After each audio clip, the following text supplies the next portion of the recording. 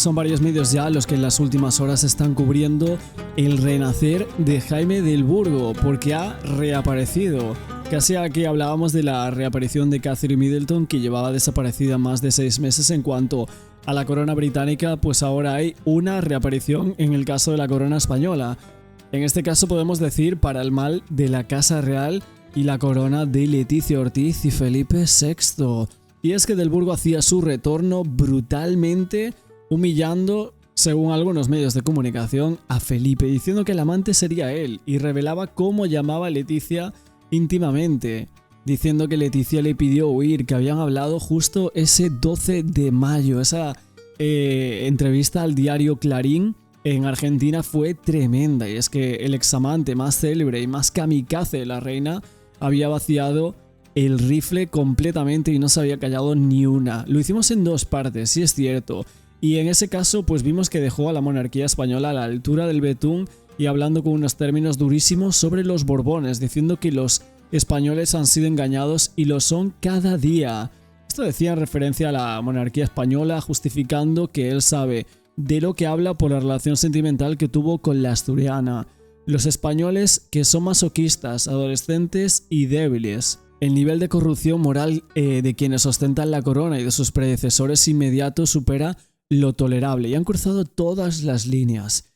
En toda esta parte nos vamos a quedar con el señor Jaime del Burgo y vamos a sacar por aquí parte de algunas cosas que nosotros habíamos colocado en su momento. Vamos a hacer un vídeo acerca un poco de lo que dijo por aquí Jaime del Burgo en esta nueva entrevista en exclusiva para ese periódico argentino.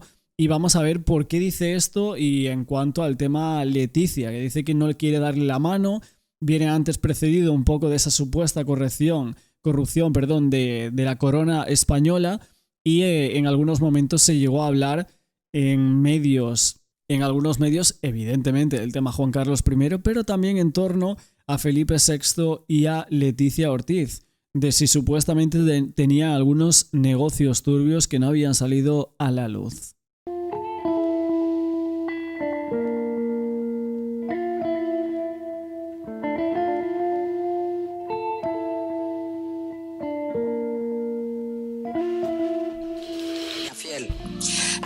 Que luego se siguieron viendo, etcétera, etcétera. Pero la verdad es que no había trascendido nada de eso, porque él luego se casa con la hermana de Letizia, ¿no? El tema aquí, pues es que se ha cogido con pinzas, ¿sabes? Cuando se coge la ropa con pinzas, pues se ha cogido con pinzas, dándole credibilidad y no dándole credibilidad. ¿Por qué ha salido ahora? ¿Por qué en el momento en que la infanta Leonor cumple los 18 años? ¿Por qué? Tras las revelaciones de Jaime del Burgo acerca de los presuntos affairs con la reina Letizia repetidos en el tiempo, según él, y cuando ya estaba casada con Felipe, decían algunos medios que ahora cobraban algún sentido algunas informaciones que se habían contado en el pasado. Y es que Jaime del Burgo hacía temblar a Zarzuela, lo hacía a principios de diciembre y lo hacía también a finales de este mismo mes del año pasado. Lo que pasa es que en algunos medios digitales están colocando la frase de la reina Letizia ya dijo que Felipe VI era un cornudo. Pero esto va más allá porque esto tiene origen en unas amenazas del comisario Villarejo sobre publicar unas supuestas cintas en las que se explicaba algunos secretos de la reina Letizia. En ellas quedaba reflejado que la consorte tendría una cuenta oculta con 8 millones de euros, algo de lo que, de ser cierto, dicen los medios que sería consciente Pedro Sánchez, aunque no obstante que eso no era lo único que contenían aquellas grabaciones. Según revelaba Xavier Lapitz, la ministra española de Defensa Margarita Robles habló con un grupo de periodistas y les advirtió sobre el contenido de aquellas cintas. Van a salir las cintas de Villarejo. Cuidado. Empezó la ministra sin querer entrar en detalles.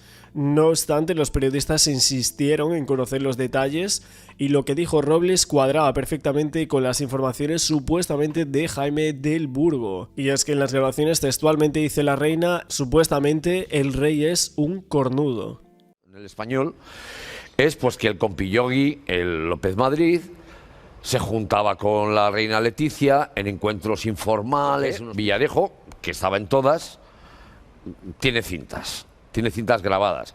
Porque López Madrid, el de Gürtel, Púnica, que bueno, pues este hombre no se le ocurrió mejor idea, esto se le ocurre al Casó La Manteca, que darle el teléfono a Villarejo para decirle, joder, estoy preocupado porque parece que me han puesto algún localizador, ¿me lo puedes limpiar? Y Villarejo le dijo, sí, tráelo, te lo voy a limpiar. Entonces se lo limpió, pero se lo dejó niquelado. Vale. ¿Qué hay en esas cintas para que el presidente del gobierno español me hable personalmente con directores de medios de comunicación, con periodistas de renombre para avisarles, va a salir esto, por favor, un poco de calma, un poco de prudencia? Dice, claro, parece que son cosas un poco privadas, del ámbito privado, repitiendo esquemas anteriores de la monarquía española, ¿no? La ministra de Defensa, que dirige el CNI y parece que algo sabe de esto, Margarita Robles, se reúne con un grupo de periodistas y les dice, va a salir las cintas de Villarejo, sí, cuidado, etcétera, etcétera. Y le dicen, bueno, pero ¿qué tiene eso? Y dice, textualmente, yo lo sé por una persona que estuvo allí, textualmente dice la reina, el rey es un cornudo. ¿Esto acabaría con la monarquía? Porque, claro, mientras... Como os decía en el día de ayer, como otros medios británicos, como el Daily Express, publicaban que Leticia tenía 8 millones de euros en una cuenta, inexplicable al parecer para una periodista. Lapidus insistía en ese programa, a mí cómo se lo monte la reina y con quién me da igual. A mí me preocupan los 8 millones de euros de la reina, pero en España no se puede investigar porque PP, PSOE y Ciudadanos lo han impedido en el Congreso de los Diputados. La presentadora Laura Rosell preguntaba ¿y dónde los tiene los 8 millones? ¿En qué país? No pone dónde están, pero me puedo imaginar dónde los tiene. Un vaquero suizo en el programa 360 grados dijo si el rey de España no tiene dinero en una cuenta suiza, sería una excepción. Hace unos años, por primera vez, la portada de un diario editado en Barcelona ponía la sombra de la sospecha sobre los reyes Felipe y Leticia, y ese era el periódico de Cataluña. Ernesto Ekaizer señalaba de manera inédita al actual rey de España y se rompía así el pacto no escrito según el cual todo vale contra el rey Juan Carlos, pero a su hijo ni tocarlo. Ekaizer, destacado experto en periodismo de tribunales, abordaba el juicio que se estaba celebrando en la Audiencia Nacional contra el comisario jubilado Villarejo. Daily Express publica que Leticia tiene 8 millones de euros en una cuenta inexplicable para una periodista y ahí no pasa nada. Y me preocupan los 8 millones de euros de la monarquía, porque, vale. Claro, de la reina, porque entonces eso significaría, si es verdad y no se ha desmentido, pero en España no se puede investigar porque PSOE, PP y Ciudadanos lo han impedido en el Congreso de los Diputados. Un banquero suizo en el programa de 360 grados dijo, si el rey de España no tiene dinero en una cuenta suiza, sería una excepción. La pieza que se estaba juzgando era la de la supuesta extorsión con un vídeo de Prosti y sustancias pagado por el marido de Ana Rosa Quintana en connivencia con Villarejo. Pero Ekaizer titula por otro lado El órdago de Villarejo sobre Felipe y Leticia. Villarejo llevaba años filtrando cintas de audio donde la amante del rey emérito, Corina, destapaba la corrupción dentro de la Casa Real. Tarjetas black, evasión fiscal, comisiones no declaradas e impunidad. Corina Larsen, de 58 años, acusaba al rey emérito de 85 años de acoso, vigilancia ilegal y difamación. Es que esta examante de Juan Carlos I aseguraba que el padre Felipe VI le había acosado supuestamente o directamente a través de terceras personas entre 2012 y 2020. Que intentaron, digamos, hacerle al rey esterilizarlo. ¿Al rey? Claro, una operación que se llama Fari, de Farinelli. ¿No? ¿Por qué? Porque era una cuestión de Estado el quitarle la libido al rey. Entonces, ¿sabiéndolo él o engañado? Él no lo supo, lo engañaron. Pero ¿qué ocurre? Que le suministraban hormonas femeninas y inhibidores de testosterona y el hombre se deprimió y casi... Además, hay una conversación que creo que ha salido algo donde Corina me lo cuenta, ¿no? Que lo descubrió en una serie de revisiones y tal. Y, claro, eso entendían que por una cuestión de Estado había que quitarle la libido porque así abandonaría a Corina, como si fuera solamente una relación sexual, ¿no? Eso lo dije en el Congreso y todo el mundo se descojonó de eso. En diciembre del 2020, Corina presentaba una demanda civil sin pena de prisión contra Juan Carlos de Borbón por 3 alegaciones, como os decía, acoso, vigilancia ilegal y difamación, y 8 razones para ser compensada con dinero.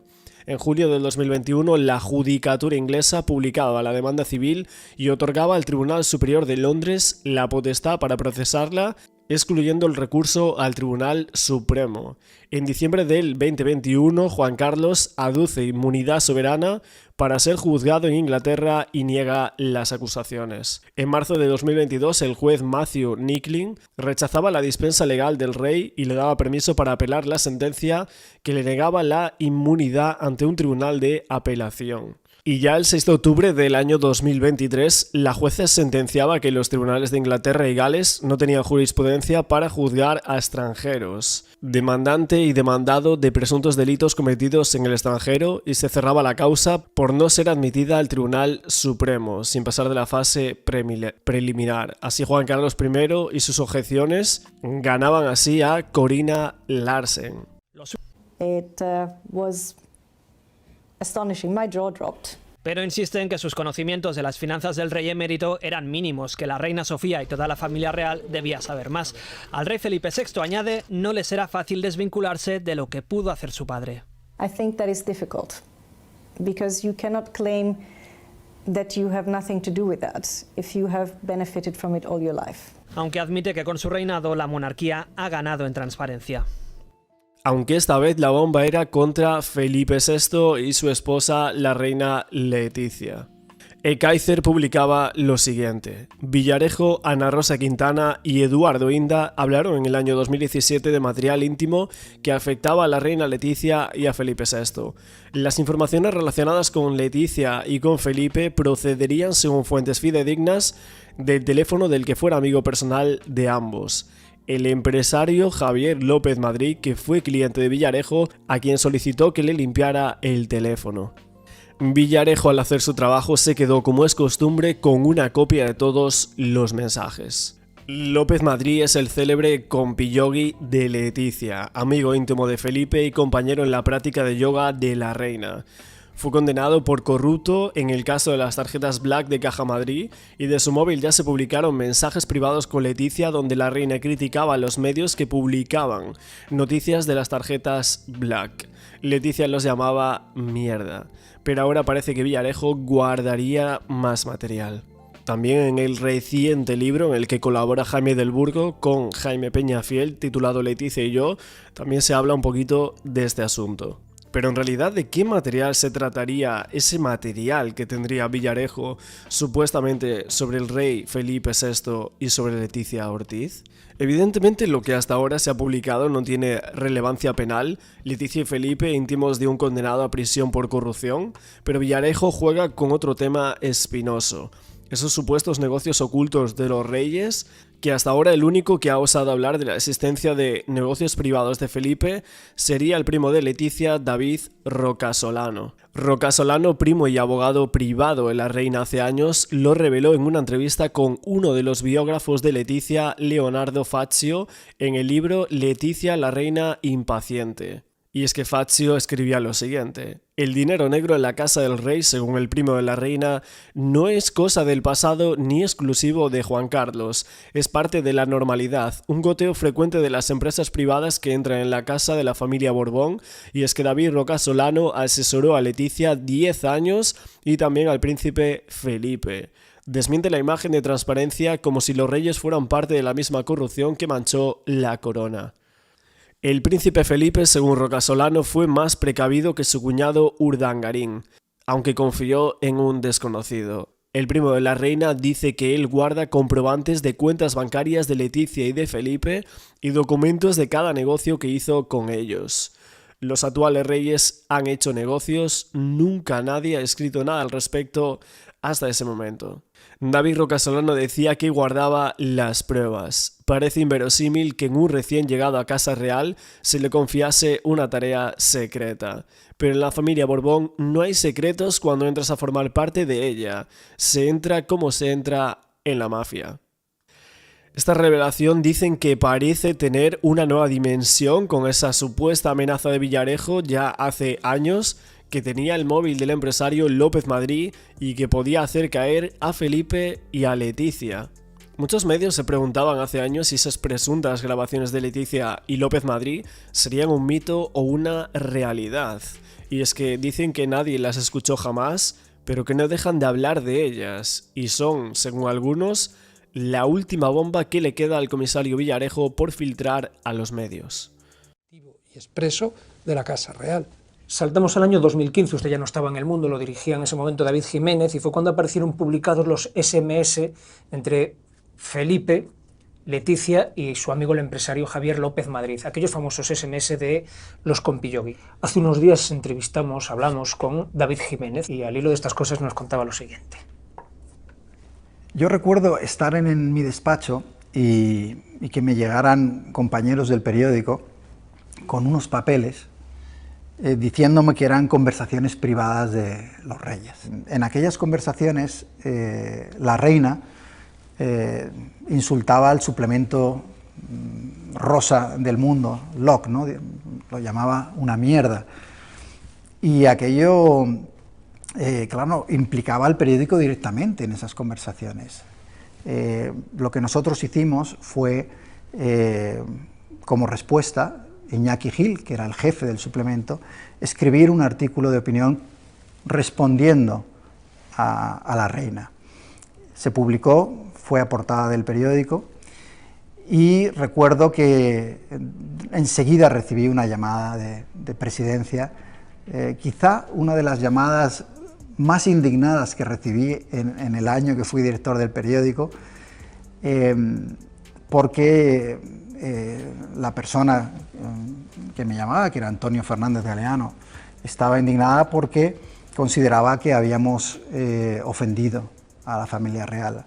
Alguien de la Casa Real llamó a presidencia y se lo debió hacer saber, y a su vez me lo trasladaron a mí. Pero claro, ¿qué charla entre López Madrí y Leticia puede ser tan preocupante como para quitar el sueño al propio presidente del gobierno, como se decía en algunos medios? Pues que la periodista Pilar Eire aportaba alguna información también desde las páginas de lectura bajo el título de Lo que dice Leticia en las grabaciones secretas. Pilar hace arqueología periodística y apunta al mito de dichas conversaciones. No son nuevas porque se conocen desde el año 2015 y, salvando las distancias, son como las de Encarna Sánchez y La Pantoja. Pero mientras estas las escuchemos muchos, las otras la verdad es que no las ha oído ni Dios. El comisario Villarejo afirmaba que en el CNI había una sección Pi dedicada a la eliminación, entre comillas, de persona. La reina Sofía patrocinaba una operación de desprestigio de la entonces princesa Leticia, según declaraba ese viernes. El excomisario José Villarejo volvía a comparecer ante el juez para protagonizar una declaración en la cual había sido citada desde la reina Leticia, a quien dice haber tratado de proteger, hasta la vicepresidenta Carmen Calvo, supuestamente involucrada en una lucha interna del PSOE andaluz hace años. Le tocaba declarar a Villarejo por 3 de esos supuestos encargos de espionaje que afectarían presuntamente a exaltos cargos de empresas como CaixaBank y Repsol, y al empresario Javier López Madrí o al exsenador del PSOE Francisco Rodríguez Martín. Siguiendo su habitual línea de defensa, el excomisario Villarejo defendía su actuación y lo enmarcaba en encargos de las altas esferas políticas para defender los intereses del Estado, y en esa ocasión citaba nombres como el de la reina Leticia o el de Carmen Calvo. El primer nombre, el de Leticia, había sido en relación al supuesto encargo de López Madrí para asediar a la doctora Elisa Pinto, y es que Villarejo, según informan diferentes fuentes jurídicas, había negado que éste le contratara para hacerlo o le pagara para eso, y había indicado que Donato González, presidente de Société Générale, le explicó en el año 2013 que un empresario próximo al entorno de los entonces príncipes estaría siendo asediado con mensajes amenazadores. Le dijeron, según las fuentes, que las amenazas vendrían del entorno de la doctora Elisa Pinto y que podrían afectar ahora a los reyes, de manera que se le comunicó a los responsables del Ministerio de Interior, entre los cuales había sido citado el exsecretario de Estado de Seguridad Francisco Martínez y de la Policía, como el exdirector general Ignacio Cosidó y el ex número 2 Eugenio Pino, y además había indicado que el excomisario Enrique García Castaño, imputado también en varias piezas de esa causa, también recibió instrucciones de la Secretaría de Estado para investigar esas amenazas que ha dicho que podrían afectar a la Casa Real. Incluso es que Villarejo explicaba, y según recogía el diario El Mundo, de su declaración de ese viernes, que mientras investigaba esas amenazas del entorno de la doctora Pinto, detectó una operación del CNI con el fin de desprestigiar a la princesa Leticia. En esa operación supuestamente participaban varios medios de comunicación y estaba apoyada por la reina Sofía. Un CNI clandestino. Es que finalmente Villarejo había declarado con respecto a ese supuesto encargo de los ex jefes de seguridad de CaixaBank y de Repsol.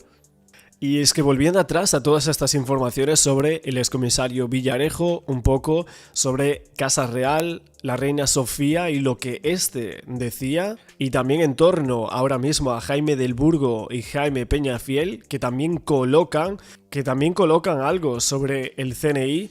Parece todo una especie de conspiración, la gente está ya comentando que en realidad lo de Jaime del Burgo y la reina Leticia que no es más que una pantomima, que sería simplemente un escándalo que vería la luz para tapar algo que estaría detrás más oscuro. Jaime del Burgo sigue siendo un enigma dentro de un misterio envuelto en un jeroglífico, y es que esta es la persona más buscada en España este 2024 tras esa documentación que oculta que podría dinamitar Zarzuela desde los cimientos.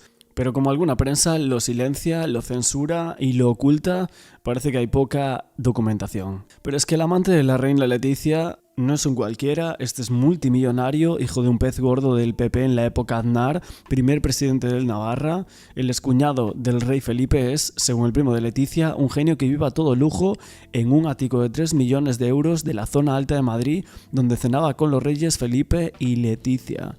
Del Burgo humilla a la prensa que lo evidencia con una herramienta tan popular como Twitter o Instagram. Esa foto de Leticia en el servicio con Pasmina fue vista por millones y millones de personas en un día, ese 3 de diciembre de 2023, cuando revienta todo y él lo publica. Pero ahora toda España sabe o presume saber que Leticia y Del Burgo fueron amantes como mínimo 2 años y Felipe se estaba poniendo nervioso al parecer con esa supuesta relación. Pero Del Burgo prepara su autobiografía y nada más que la verdad, que se autoeditará y publicará él mismo.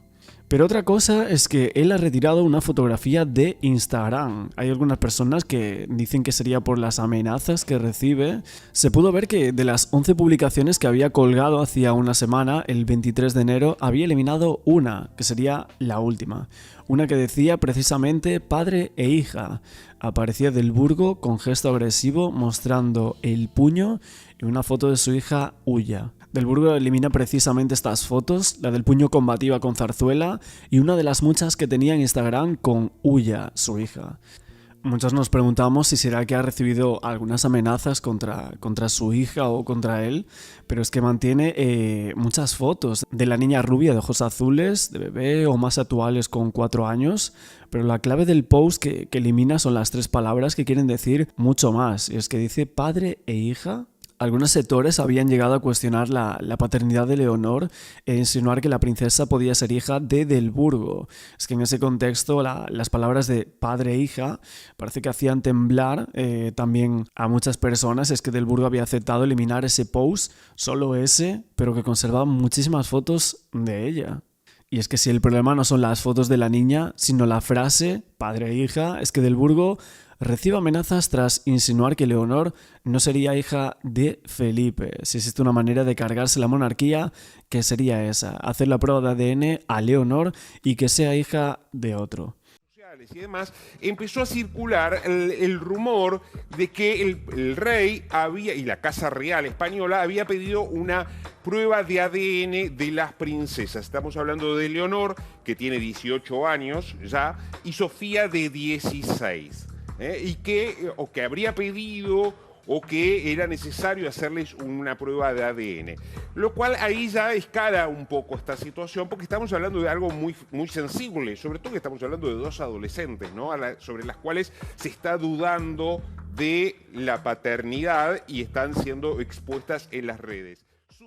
Sabemos que Jaime del Burgo mantuvo horas y horas de conversación con Jaime Peñafiel, y es que el periodista le contactó para su último libro dedicado especialmente a Leticia. El columnista dice que no reveló ni un 1% de sus conversaciones, y es que muchas de las informaciones que le facilitó eran íntimas, como por ejemplo esa revelación de la supuesta infidelidad de la reina Felipe con él durante varios años. El abogado destapó que tenían intenciones de fugarse a los Estados Unidos y de formar una familia con un vientre de alquiler, que ya se habían informado de todo. De hecho, es que Jaime del Burgo ya ha amenazado a Felipe VI y a Leticia con alguna de esas pruebas que el CNI supuestamente intentó arrebatarle, pero que no lo consiguió. Se trataba de cartas certificadas con el rey como destinatario que daban informaciones muy duras de Leticia y otras también de Juan Carlos. Este señor parece que quiere deshabilitar el matrimonio formado por Leticia y Felipe y terminar de una vez por todas con la corona. Pero por otro lado, hace unos años saltaba una bomba en cuanto a Felipe y en cuanto a Leticia. Esta vez involucraba a los dos y era los negocios negros de Felipe y Leticia. Y es que el primo, en otro libro que no era suyo, destapaba la supuesta mafia de los reyes. Y es que David Roca Solano es la persona que más sabe de la parte oscura de Leticia Ortiz y también un poco de Felipe. Roca Solano daba muchas pistas y muchos detalles de la oscura vida de Leticia para llegar a ser reina y posteriormente lo mismo, que después veremos algunas de ellas, pero también hay que hablar aquí de otro biógrafo de la reina, que sería Leonardo Fazio, que escribió La reina impaciente. El tema parecía ser tabú, pero los negocios de Leticia y de Felipe estaban más vivos que nunca, y es que según Roca Solano, el dinero oscuro de la casa del rey no era cosa del pasado, sino que era moneda corriente dentro de la familia. Son empresas privadas los que entran en la Casa Borbón de manera continua. El español asesoró a Ortiz por 10 años y también a Felipe, desmintiendo toda imagen de posible transparencia dentro de la casa. Él decía que actualmente los negocios que llevaban a cabo tanto Felipe como la española Leticia eran los más secretos y escondidos a los medios de comunicación. Roca Solano señalaba que el príncipe fue mucho más precavido que su cuñado Urdangarín. El primo de Leticia afirmaba que guardaba comprobantes de cuentas bancarias y documentos de cada negocio que habían hecho ellos. Y también había resaltado que en la familia Borbón, cuando entras a formar parte de ella, se entra en una especie de mafia. En cuanto a si la monarca sabía de estos negocios, Roca Solano dijo que si formas parte de una familia, tarde o temprano se sabe todo. Y cuando Fazio, este escritor de este libro que ahora vamos a ver, le pidió ver los documentos, señaló que los guardaba por su seguridad. Y es que justo después el teléfono quedó en silencio total. Por lo tanto, tenemos que ir al libro de Leonardo Fazio titulado La reina impaciente. ¿Qué significa ser reina en el siglo XXI? Y nos tenemos que ir al capítulo titulado La obligación de fascinar, de presentadora de televisión a reina de la negancia. Cuando Felipe de Borbón ocultó el trono de España, el diario The Telegraph ilustró la noticia con una foto de la reina con el mentón en alto, los hombros descubiertos y el cuello erguido, como si fuera ella y no su esposo quien seducía a Juan Carlos I. Ese mismo día Daily Mail nombró a Leticia la reina más glamurosa. Glamour es el nombre de una revista pensada para mujeres, pero también la palabra que usamos por pereza cuando elogiamos a alguien elegante, enigmático o seductor. Ser un enigma exigiría silencio, una virtud que desafina con el pasado y el presente altisonantes de la reina Leticia. Y es que 2 años después de ser proclamado rey, Felipe VI inauguró con un discurso la legislatura en el Congreso de los Diputados, pero el personaje, el trending topic de ese acto, no fue el rey, y es que la prensa y los usuarios de redes sociales hablaban sobre todo del vestido de lana turquesa que Leticia llevaba puesto y de los pendientes a juego de cuarzo y rubí. Y es que el marketing nunca fue un misterio para Leticia Ortiz. Como hija y nieta de periodistas, creció en estudios de radio y periódicos que vivían de la publicidad. Y es que como presentadora de noticias supo vender su elocuencia frente a una cámara de televisión. Sus suegros también fueron exitosos publicistas de sí mismos, y es que Juan Carlos I y la reina Sofía popularizaron una corona que había perdido tierras, palacios y prestigio durante el exilio de la familia Borbón. Según la tradición, no es relevante cuánto dinero tiene un rey, y es que las monedas llevan impresa la imagen del monarca y por ello el rey es el dinero, o al menos su rostro está acuñado en él. A la reina Leticia la han visto pagar en el cine y restaurantes de Madrid, y de sus suegros se sabe que nunca llevan dinero en los bolsillos. Un rey tiene una gran fortuna, pero nadie le ve sacar su cartera. De Juan Carlos I dicen que no es como un hombre distraído que olvida el dinero y las llaves de casa. Por ejemplo, José García Abad, autor de 2 libros sobre el monarca, me dijo sobre el rey que se obsesionó con la construcción de una fortuna personal y que por eso cayó en tentaciones y negocios. Que las cuestiones financieras de la monarquía siempre habían despertado en España sospechas y confusión. Pero nadie sabe exactamente cuál es la herencia de Felipe VI. La reina Leticia dicen que gana casi el doble de lo que fue su mejor sueldo cuando era periodista, y es que ella es el personaje más mediático de la familia real en España, una posición que antes ocupaba su suegro. Solo que a ella la prensa la ve como una mujer austera cuando repite vestuario. Sobre Juan Carlos I, el periódico británico The Times dijo en el año 2007 que tenía un lujoso estilo de vida y reputación de playboy. Mientras la prensa elogia la austeridad de la reina, Juan Carlos I nunca se privó de ostentar. No es un secreto que recibió 2 Ferraris como obsequio del primer ministro de Emiratos Árabes y un yate, que fue un regalo de empresarios españoles y que tenía un valor de 18 millones de euros. Antes había aceptado también una moto Harley Davidson que le había regalado el magnate Malcolm Forbes. O sea, que empezó por el fortuna, llamaba de tú a la fortuna, fíjate. Por esos Juegos Olímpicos, todos los yates que el rey ha utilizado, han llevado ese nombre. El primer yate Fortuna fue 20 metros de eslora, lo estrenó en 1976. Veremos imágenes ahora de ese primer yate. Apenas iniciado su reinado. A los 3 años, ese yate Fortuna I lo vende al marqués de Mondéjar. Segundo yate Fortuna, 30 metros de eslora, se lo regala en 1979 el rey Fahd de Arabia Saudí. Y en ese yate, como veis en esas imágenes... Incluso en España era Vox Populi que el monarca había recibido 100 millones de dólares a cambio de influir en el 1990 a favor de la invasión de Irak. La Casa Real negaba la presunta riqueza del monarca, aunque Corina, la empresaria alemana que supuestamente fue su amante, también denunció que el rey habría cobrado comisiones por la construcción de un ferrocarril en Arabia Saudí y dijo que la había utilizado sin su consentimiento como testaferro para blanquear capitales. El mundo monárquico donde Leticia entró era como una mala película con negocios sucios y un romance interesado que todos querían ver. Desde que abdicó Juan Carlos I, solo fue más mediático que su nuera en esos días en los que la acusaban de traficar influencias, estafar a su novia y lavar dinero. En la Constitución en España, el rey es irresponsable ante la ley. Es decir, no puede ser juzgado por sus actos y frente a esa impunidad, la condena mediática era una forma de justicia y de confirmar como ficción su obligada superioridad moral. El padre de Felipe VI había ocultado a Corina su chalet para visitantes cerca del Palacio de la Zarzuela y años después ella la acusaba de ocultar dinero negro en bancos de Suiza. Los trapos sucios de la monarquía despertaban un morbo parecido al de quien de súbito en la calle se tropieza con un muerto que no es suyo ni del vecino. Como si la monarquía fuese un difunto remoto pero irresistible a nuestra indiferencia. Nos asomamos al mundo de la realeza como un cadáver bien vestido, y es que la elegancia de la reina actúa como una distracción textil que camufla los negocios de algunos miembros de la corona y ella exhibe como quien no tiene nada que ocultar. Sin embargo, David Rocasolano, el primo de la reina, tenía una idea menos ilusa de la austeridad de los nuevos reyes. Decía en este libro: yo empecé a grabar conversaciones entre Felipe y Leticia de Borbón cuando vi ciertas cosas que tenían que ver con temas económicos. Esto parece ser que le contó por teléfono a Leonardo Faccio para este libro y que él lo incluyó de esa llamada telefónica. Y me dije a mí mismo, esto es peligroso. Es que la reina pasó de ser la prima cómplice, la amiga extrovertida, la periodista elocuente, a vivir en ese mundo aristocrático, excluyente y aéreo que despertaba una curiosidad impiadosa en los peatones. Rocasolano, cómplice de Leticia desde la adolescencia, lo siguió siendo por más de 5 años mientras ella era princesa. Pero tras la ruptura familiar, el primo se unió a quienes ven a la monarquía como un muerto que no admite piedad. Pero cuando publicó su libro Adiós princesa, circuló la imagen de una Leticia déspota con su familia y la de una princesa con un aborto. Le pregunté si no se arrepentía de exhibir la intimidad de Leticia.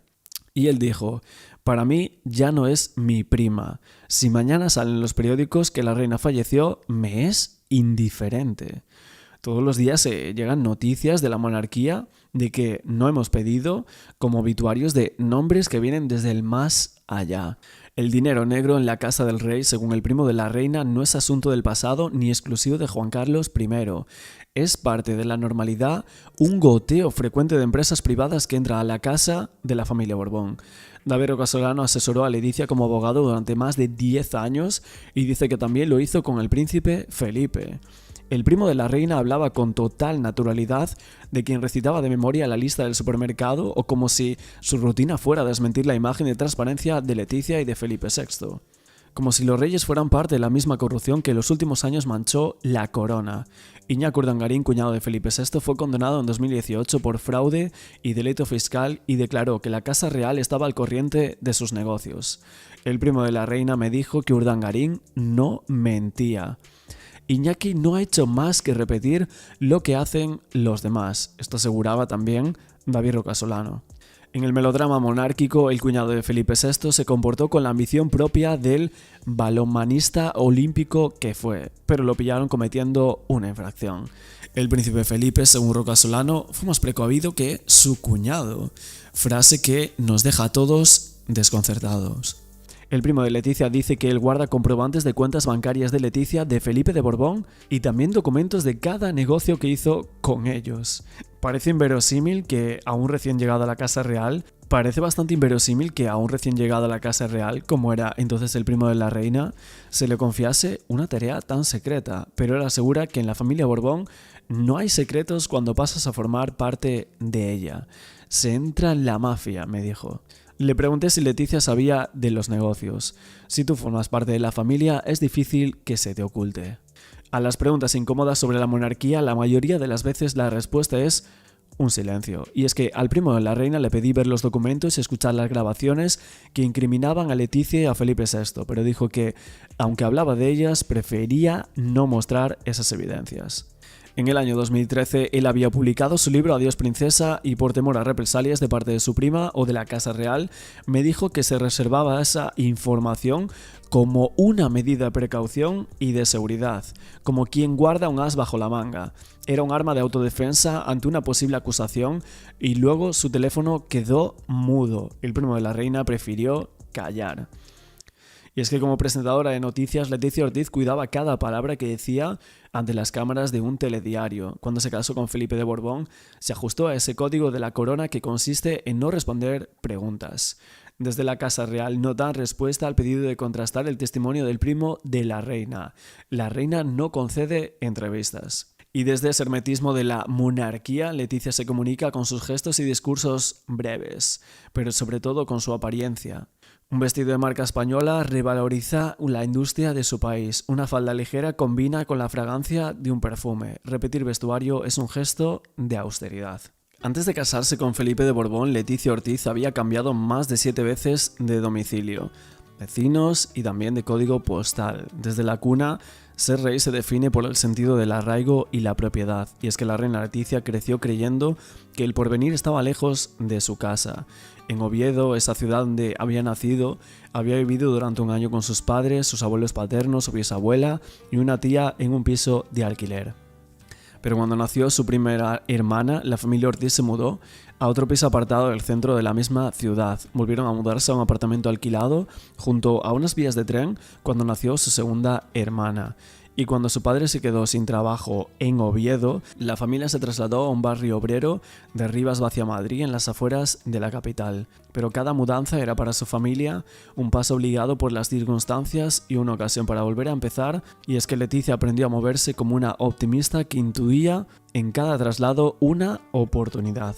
Cuando regresó de Colombia entró como redactora de la agencia de noticias EFE. Cuando volvió de México se hizo presentadora de televisión. Cuando regresó de Cuba con su primer marido no demoró en divorciarse de él. Y al volver de Costa Rica anunció su compromiso con el príncipe. Cada viaje era para Leticia Ortiz un ritual de paso y una inversión. Jesús Ortiz recordaba: nunca tuvimos una gran capacidad económica. La reina se había criado como una viajera que hacía más de 100.000 kilómetros hablando con desconocidos antes de llegar a la Casa Real. El padre decía: hacíamos lo que nos apetecía. Donde había una playa, parábamos. Incluso íbamos a museos o a ver ruinas, y cuando empezaba a anochecer buscábamos a cualquier camping oficial que fuera prudentemente asequible. Hoy la reina olvida con frecuencia los protocolos y la prensa la critica cuando camina delante del rey. Son engañosas las fotos en las que ella luce altiva. Su actitud no es de una soberana segura de sí misma que mira sobre el hombro la inseguridad de los demás. Es el rictus de quien nunca está conforme consigo mismo y conoce bien la urgencia de prosperar y el miedo cotidiano a llegar tarde. Fermín Bouzas, su profesor en la Universidad Complutense de Madrid, la recuerda ansiosa en su despacho. Él decía: vivía angustiada.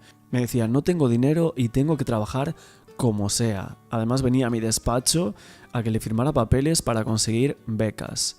Cuando visitaba el despacho de su profesor, Leticia Ortiz era una estudiante de periodismo que se peinaba con trenzas, y Fermín, un profesor de opinión pública que también era su tutor. Ella vivía con sus padres y sus dos hermanas en Rivas-Vaciamadrid, en las afueras de la capital, y demoraba 1 hora en bus en llegar desde la facultad donde Bouzas le firmaba solicitudes de becas hasta su casa. Era un chalet de 2 plantas que sus padres habían comprado con una hipoteca y que su primo, David Rocasolono, llamaba la cueva de las acelgas. Solo exagero un poco si digo que en la casa de mis tíos se desayunaba, se comía y se cenaba un plato de acelgas cada día. Esto recordaba el primo de la reina en su libro Adiós, princesa. Esos eran los primeros tiempos de la familia Ortiz en Madrid. Dice que recuerdo visitarlos en invierno y que me recibieron las 3 hermanas con sus batas gruesas y calcetines por encima de los pantalones. No había dinero suficiente ni para encender una estufa. Él estudiaba entonces en un colegio mayor de Madrid y solía pasar los fines de semana con Leticia y sus hermanas. Y cuando iba a visitarlas a esa casa, esta juventud bastante precaria, fue forjado el carácter de Leticia. Mi prima siempre ha sido muy consciente de dónde viene, por eso ella es tan luchadora, tan tenaz, y ella quería otra vida. La reina vive custodiada por la Guardia Real, pero su profesor de opinión pública sigue protegiendo a su exalumna del asedio a su intimidad. Un lugar común cuando se habla de la reina Leticia, de su carácter imperativo, es imaginarla como una mujer osada y autosuficiente. Leticia Ortiz ha sido audaz en su juventud, pero también fue obstinada en su búsqueda de cómplices que le ofrecieran seguridad. Y es que en Madrid pidió ayuda a su profesor cuando necesitaba trabajo y una beca para salir del país. Ya en México pidió a una profesora que le presentara editores cuando su objetivo era escribir en un periódico. Y cuando ya entró como redactora en el diario Siglo XXI, se enamoró de un jefe de redacción mayor que ella que la podía aconsejar. Leticia volvió con su novio, profesor de literatura, y se casó con él. Cuando se comprometió con Felipe de Borbón, renunció al periodismo para aceptar un puesto vitalicio en la Casa Real. Se hablaba hace tiempo también de esos 8 millones que habría ahorrado Leticia, y también Felipe VI supuestamente que tendría más de 17 millones de euros, que se le atribuía esa fortuna, cercana a 17 millones, y Leticia 8, esas cifras que llamaban la atención teniendo en cuenta que su asignación anual eran 242.000 euros. Por otro lado, hace unos años hacía público un documento que supuestamente implicaba a Felipe VI en los negocios turbios de su padre. Aparecían más pruebas de esos negocios turbios de Juan Carlos, y un sábado el medio digital español, también El Confidencial, había publicado por primera vez los estatutos de la Lúcuma Foundation, la estructura offshore panameña que sirvió para ocultar una donación de más de 60 millones de euros de Arabia Saudí. Y es que en el documento aparecía la firma del rey emérito español y se constataba que él y Felipe VI eran los principales beneficiarios de la sociedad. Una información que ya había aportado el periódico The Telegraph en marzo de ese año.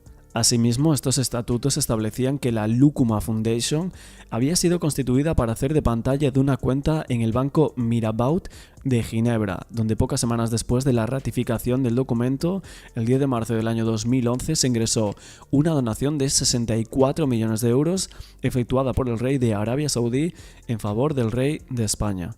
También cabe recordar que la donación era investigada por la Fiscalía Suiza y por la Fiscalía Tribunal Superior Español. Realmente la sociedad fue creada el 31 de julio del año 2008 por el gestor Arturo Fasana, investigado por blanqueamiento de capitales en el caso Gürtel, y el abogado Dante Canónica, ambos de nacionalidad suiza. Ahora, en la reformulación de los estatutos del año 2011, se dejó claro que Juan Carlos tenía todos los derechos sobre la Lucuma Foundation y que, por tanto, podría disponer libremente durante su vida de los activos de la fundación sin limitación. Además, los estatutos también detallaban que en caso de morir el rey emérito, Felipe VI tendría el derecho de disponer de todos los activos de esa fundación sin limitación. De todos modos, el jefe del Estado español tenía que cumplir una condición para recibir el dinero, y era garantizar el mantenimiento de todos los miembros de la familia real española. Sin embargo, casi todo el dinero fue transferido a una cuenta de banco Gonet en las Islas Bahamas, que estaba a nombre de Corina Larsen, esa examante de Juan Carlos. De hecho, esta transferencia se hizo 2 meses después del accidente que el exmonarca tuvo en un viaje de cacería a Botswana en el año 2012, donde también participó Larsen. Felipe VI renuncia a la herencia de su padre, así como a cualquier activo, inversión o estructura financiera cuyo origen o finalidad puedan no estar en consonancia con la legalidad. Si dices que renuncias, es que estás de acuerdo en que ahí hay algo que no tiene un origen lícito, que él no se quiere beneficiar de algo que le suena oscuro. Esa es la lectura que cualquier ciudadano hace cuando dice esto. A pesar de que reconoce que sabe desde hace un año que es el segundo beneficiario de una de las fundaciones offshore vinculadas a su padre. Señala también que tras recibir la carta del despacho de abogados de Corina Larsen, traslada la información a las autoridades competentes, aunque no consta que informase anticorrupción. ¿Qué intenta? ¿Hacer cómplices al presidente del gobierno, ministros, presidentes del Poder Judicial, etcétera, etcétera? ¿Qué está haciendo? ¿Poniendo el ventilador para difundir la mierda, con perdón? No, si lo sabes, lo dices. 38 días después de recibir aquella carta, rechaza ante notario los beneficios que pudiesen corresponderle como heredero de la fundación, tal como consta en el comunicado. ¿Estaba el monarca protegiéndose para cuando la noticia saltara? Vamos a ir dejando por aquí lo que sería el vídeo de hoy, que estamos viendo lo de los negocios turbios de Felipe VI y supuestamente de Leticia, esa mafia de los reyes que comentaban en distintos medios hace bastantes años, y también David Roca Solano de parte en ese libro de Leonardo Faccio, como acabamos de ver. Como siempre, muchísimas gracias a todos por seguirme cada día con este tema de Jaime del Burgo, Leticia. Seguiremos también mañana, sé que hay mucha más información que no he sacado por aquí, que en próximos días y próximos vídeos seguiremos sacando. Un nuevo amante, parece que había por ahí, que se rumoreaba, y en los próximos días lo veremos. Como siempre, no olvidéis apoyar el vídeo con un like, suscribiéndose al canal con la campana, y nos vemos en el siguiente vídeo.